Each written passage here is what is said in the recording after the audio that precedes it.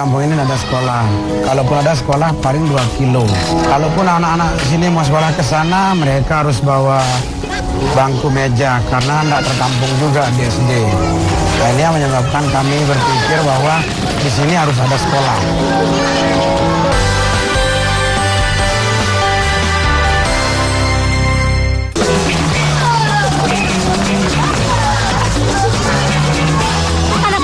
Lembar Selatan, Kabupaten Lombok Barat, Nusa Tenggara Barat ini memulai harinya dengan menuntut ilmu. Mereka beruntung bisa mendapat akses pendidikan yang terjangkau. Dahulu, sekolah adalah suatu kemewahan yang sulit untuk mereka raih. Ya, kemiskinan menyebabkan banyak anak-anak di Nusa Tenggara Barat tidak sekolah. Tidak mengherankan jika NTB menjadi salah satu kantong buta aksara di Indonesia. Tercatat pada tahun 2012 saja, jumlah buta aksara di NTB mencapai 16,48% dari 4 juta lebih penduduk. Kurang maksimalnya peran pemerintah dalam menyediakan pendidikan membuat banyak masyarakat harus berjuang untuk mendapatkan pendidikan. Salah satu buktinya adalah Madrasah Ibtidaiyah dan Madrasah Sanawiyah yang dibangun secara swadaya oleh warga di Dusun Puyahan ini. Ayo sekolah! Dusun Puyahan menjadi salah satu contoh perlawanan rakyat terhadap sulitnya akses pendidikan. Desa nelayan miskin berpenduduk 400 kepala keluarga ini berhasil menyediakan pendidikan gratis untuk anak-anak mereka sejak 2001 lalu. Madrasah Ibtidaiyah yang dibangun secara swadaya ini berawal dari kegelisahan Hairil Asmi melihat kondisi Puyahan yang tak tersentuh pendidikan. Pak Ustadz, bagaimana ide awal tercetusnya ingin buat madrasah, Pak Ustadz? Karena di kampung ini ada sekolah. Kalaupun ada sekolah paling 2 kilo SD di Serumbung sana. Kalaupun anak-anak sini mau sekolah ke sana, mereka harus bawa bangku meja karena tidak tertampung juga di SD. Nah, ini yang menyebabkan kami berpikir bahwa di sini harus ada sekolah. Mondok di pesantren Al-Badriyah, Lombok Timur. Pada 1998 lalu, Hairil pulang dan mulai mengajar anak-anak Puyahan ilmu agama. Pada saat pelajaran mengaji, ternyata mayoritas anak-anak itu tidak bisa membaca huruf Latin karena tidak sekolah. Hairil lalu menambahkan materi pelajaran membaca dan menulis dalam bahasa Indonesia. Jumlah murid-muridnya semakin banyak.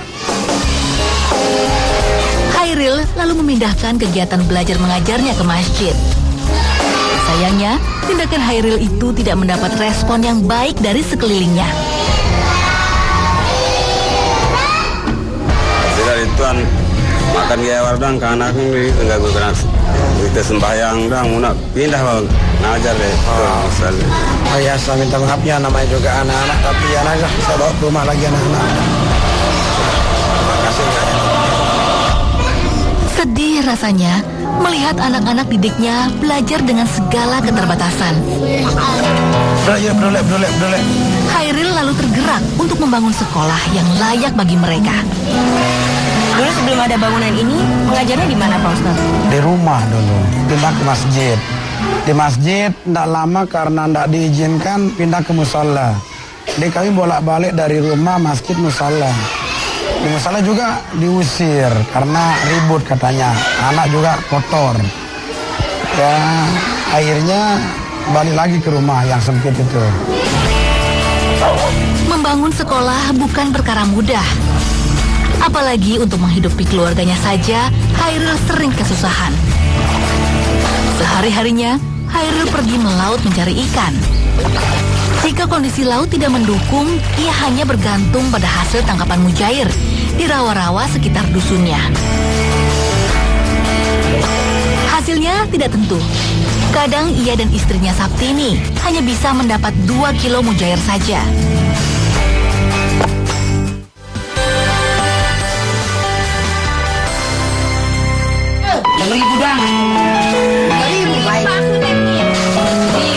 Mujair hasil tangkapan lalu dijual ke pengepul ikan di dusun. Uang hasil penjualan ikan sebesar 3-4 ribu rupiah mereka gunakan untuk bertahan hidup sehari-hari. Tak jarang, jika tangkapan mujair sedikit, Septiani menjualnya sendiri. Ia terpaksa berkeliling hanya untuk mendapat uang 2.000 rupiah saja. Penghasilan dari menjaring mujair memang tidak banyak. Sebisa mungkin, Hairil menyisihkan 500 rupiah per hari untuk ditabung. Rencananya, tabungan itu akan digunakan untuk biaya membangun sekolah dan menggaji guru. Salam. Ada sumbangan ya Pak Bas. Semangat anak-anak untuk bersekolah membuat Hairil mencoba menggalang dana meminta sumbangan. Rencananya, uang yang diperoleh akan dijadikan modal membangun sekolah. Sayangnya, niat baik Hairil ditanggapi lain. Ada warga yang meremehkan dan mencurigainya mengkorupsi uang sumbangan. Ada apa nih Kak? Ini Pak, yang mohon bantuan untuk madrasah. Apa nih? PT tempat lain. Seperti apa Pak Ustadz perjuangan di masa-masa awal membangun madrasah? Aduh, berat Bang. Jadi untuk pengertian, kita berikan pengertian kepada masyarakat aja udah susah. Bahkan kita yang punya niat baik aja dianggap gila. Mungkin karena kami orang miskin, bapak hanya seorang buruh nelayan. Terus kami juga tidak punya pekerjaan, ya mungkin wajar aja dianggap gila memang saat itu. Hairil pantang menyerah. Meski dianggap miskin, ia tak berhenti berjuang. Saya mau nawarkan untuk Monda bantu kami ngajarkan saya buat sekolah baru. Saya sudah cari yang lain Pak Ustaz. Sayang, tawarannya itu diremehkan, bahkan ditolak karena tidak menguntungkan. Niki Pak, tadi sepatu, nak cara Pak? Hairil tidak putus asa. Anu punelah meremeh ya. Bantu ngajar di madrasah. Maaf ya nih Pak, kita pegawai lain nih. Coba sila kita guru lain ya nih. Pak, sekarang Pak. Kalau dulu Pak Ustadz, yang mengajar di sini selain Pak Ustadz siapa aja? Ada istri saya. Jadi untuk cari guru waktu itu aduh susah, ada yang mau Mbak. Jadi kita dianggap sekolah liar lah. Sekolah tidak punya izin, sekolah tidak jelas nanti anak dapat SDB apa tidak. Jadi saya cari guru kemana-mana untuk sekedar bantu ngajar aja susah, tidak ada yang mau. Hairil lalu mengajak istrinya Saptini untuk mengajar. Saptini yang hanya lulusan sekolah menengah pertama awalnya menolak. Ya Tuhan. Namun, demi kemajuan anak-anak didik suaminya, ia akhirnya mau mengajar. Pada tahun 2001, Madrasah Ibtidaiyah Al-Azimiyah hanya memiliki 4 orang guru. Semua guru-gurunya adalah warga Dusun Puyahan, lulusan SMP dan SMA.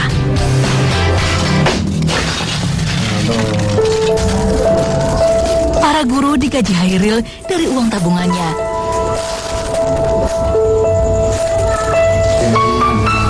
Ini ada rezeki. Kala itu, satu orang guru ia beri gaji Rp25.000 per 3 bulan.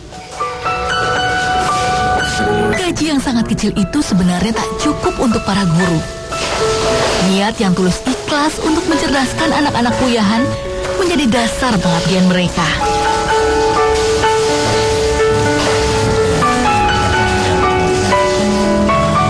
Dapat guru, terus itu menggajinya dari mana Pak Ustadz? Saya pertama tanamkan jiwa mujahadah, jiwa berjuang. Karena kita tidak punya apa-apa sesungguhnya.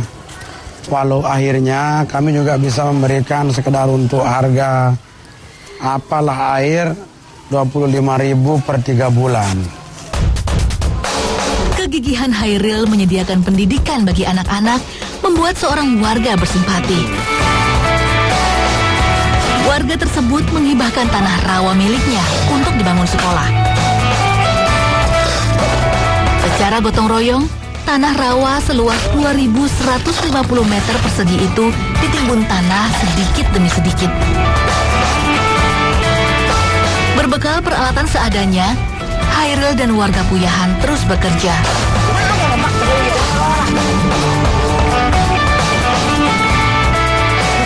tahun, akhirnya tanah rawa berhasil mereka ratakan.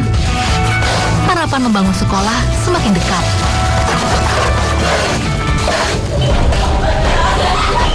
Sayangnya, peristiwa buruk terjadi. Sang pemilik tanah ingkar janji. Ia meminta Hairil membayar tanah yang telah diberikannya. Jika tidak, tanah akan diambil paksa. Kejadian itu membuat warga Puyahan marah. Keributan pun tak bisa dihindari.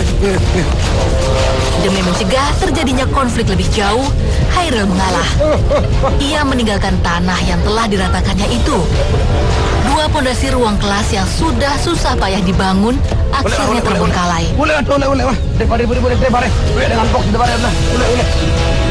Pak Ustadz, perjuangan terberat yang selama ini dihadapi apa Pak Ustadz? Manakala anak udah kelas 3, kita punya lokal 2, tiba-tiba tanah yang udah dikasih itu diambil lagi sama pemiliknya. Akhirnya banyak pengurus yang datang ke rumah bilang, bubarkan aja udah sekolah. Udah capek kita, mana anak lagi nggak punya tempat belajar, untuk biaya juga nggak ada. Nah, ini yang paling menyedihkan pada saat kami bangun sekolah ini. Ya nebah, Peristiwa pengambilan tanah untuk madrasah secara paksa membuat 4 orang pengurus putus asa.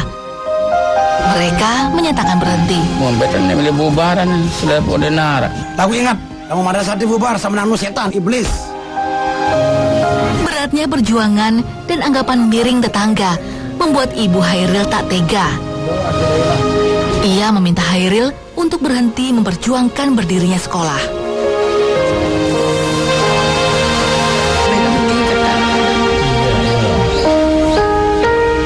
Engkau habisi madrasah, anakku urus madrasah sini.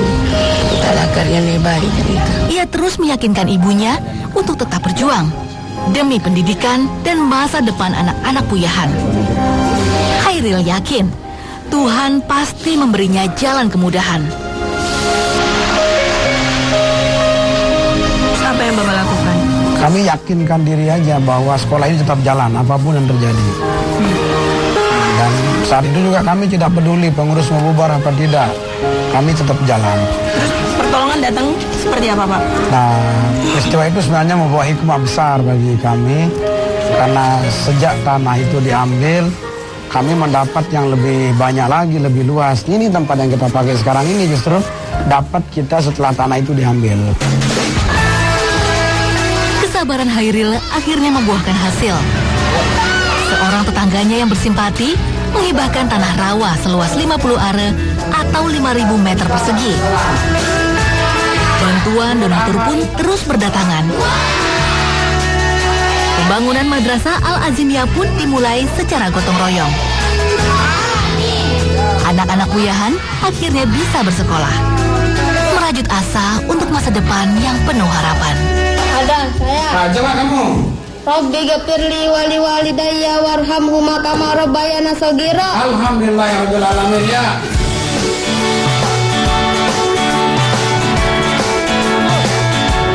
Kerja keras Hairil dan warga Dusun Puyahan dalam mewujudkan pendidikan gratis bagi anak-anaknya kini terwujud. Puyahan sekarang memiliki madrasah ibtidaiyah setara sekolah dasar dan madrasah sanawiyah setara SMP dengan fasilitas yang cukup baik. Sejak sekolah berdiri, sudah 7 kali meluluskan murid madrasah ibtidaiyah. Dan tahun 2014 ini, Madrasah Sanawiyah akan meluluskan siswa angkatan pertamanya. Semua tanpa biaya sepeser pun, asal anak mau sekolah. Nurul Hidayah adalah salah seorang anak Puyahan yang beruntung bisa sekolah gratis. Siswi kelas 1 Madrasah Sanawiyah Al-Azimiyah ini termasuk anak yang cerdas. Ia selalu masuk ranking 10 besar di kelasnya. Ayah Nurul hanya seorang pemulung. Penghasilan Saharudin dari memulung hanya sekitar 60.000 hingga 120.000 saja per minggunya. Tak cukup untuk biaya hidup sehari-hari, apalagi untuk biaya sekolah.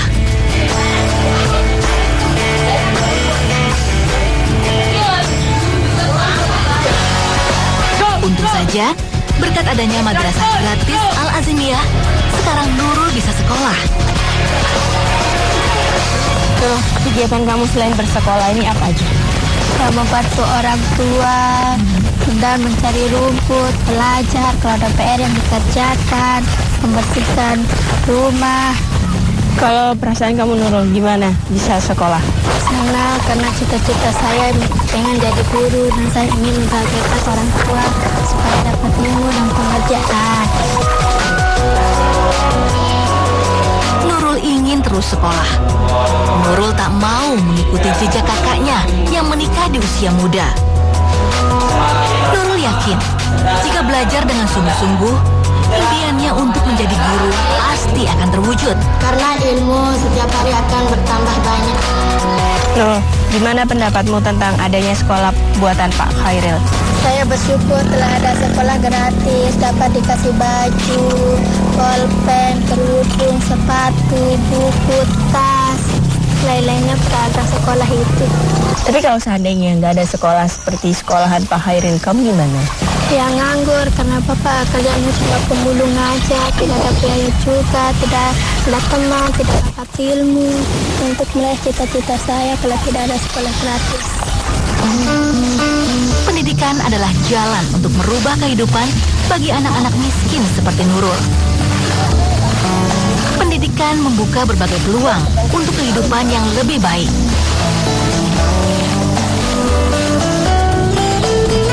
Semah Ibu Nurul memang tak lulus sekolah dasar. Ia tak ingin Nurul putus sekolah seperti dirinya. Ia rela bekerja keras agar Nurul tetap sekolah. Jauh di lubuk hatinya, Semah sadar pendidikan adalah jalan terbaik bagi Nurul untuk bisa terlepas dari kemiskinan.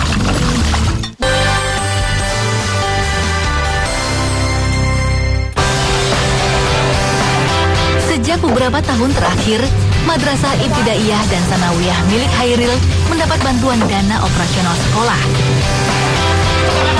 Sayang, dana yang turun masih jauh dari mencukupi kebutuhan 200 orang siswanya. Beruntung, sebuah perusahaan nasional memberinya bantuan beberapa ekor ternak kambing. Kambing-kambing inilah yang Khairil pelihara dan perjualbelikan untuk membantu biaya operasional sekolah. Khairil juga merintis usaha pembuatan batako dan pavling block. Hasilnya cukup lumayan. Oh iya, jadi ide pembuatan batako ini telah muncul setelah kami ketemu sama salah seorang karyawan perusahaan semen gitu yang suruh buat pavling aja Pak Ustadz.